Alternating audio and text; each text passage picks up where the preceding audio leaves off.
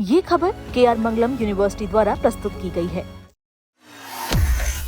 30 मई को 2 रुपए 71 पैसे का जबरदस्त शॉट लगा के मोदी जी ने सेंचुरी आखिर बना ही ली। एक तरफ कह रहे हैं आप कि देश में कोई कमी नहीं है और दूसरी तरफ आप दाम बढ़ा रहे हैं। उसके साथ जो कुछ भी कर रहे हैं आने वाली पीढ़ियां कभी आपको माफ नहीं करेंगी।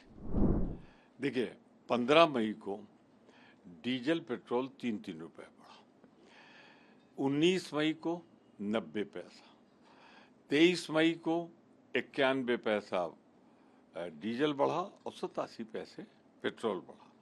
25 मई को 2 रुपए 71 पैसे का जबरदस्त शॉट लगा के मोदी जी ने सेंचुरी आखिर बना ही ली। डीजल पेट्रोल चला गया 100 रुपए के पार दिल्ली में, 111 रुपए पहुंच गया मुंबई में।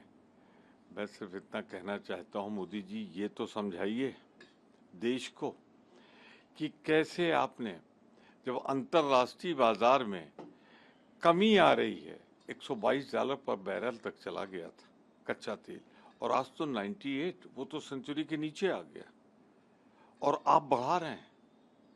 एक तरफ कह रहे हैं आप कि देश में कोई कमी नहीं है और दूसरी तरफ आप दाम बढ़ा रहे हैं।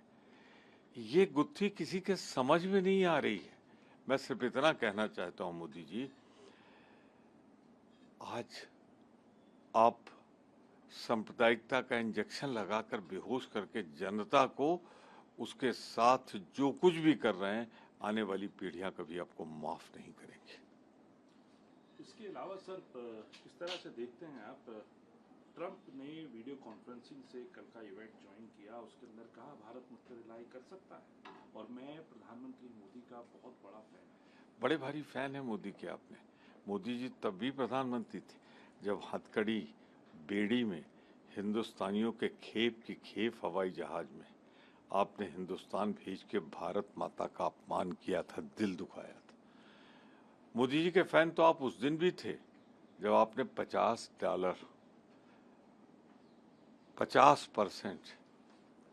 का टैरिफ लगा दिया था हिंदुस्तान में।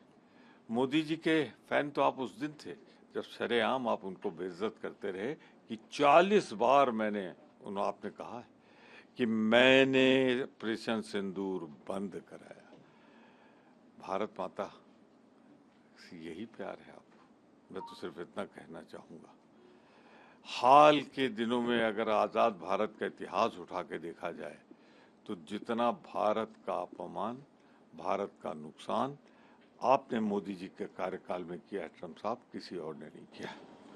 पश्चिम बंगाल में जो चुनाव हुआ उसमें तकरीबन 1 लाख से ज़्यादा से टीएमसी जीती है और साफ तौर पर अब जो है प्रधानमंत्री मोदी भी उस जीत का जिक्र कर रहे हैं, कह रहे हैं कि लोकतंत्र की जीत हुई। मुख्य विरोधी दल के उम्मीदवार को एक दिन पहले रिटायर करा के आप 1 लाख से जीत के सारी पूरी ताकत प्रदेश और केंद्र की लगाकर चुनाव में धांधली करके ये जो 1 लाख जीता है ना, शायद इसी की वजह से आपने पेट्रोल डीजल भी शतक पार कर दी। आखिरी सवाल पूछूंगा आपसे, जिमखाना क्लब को लेकर।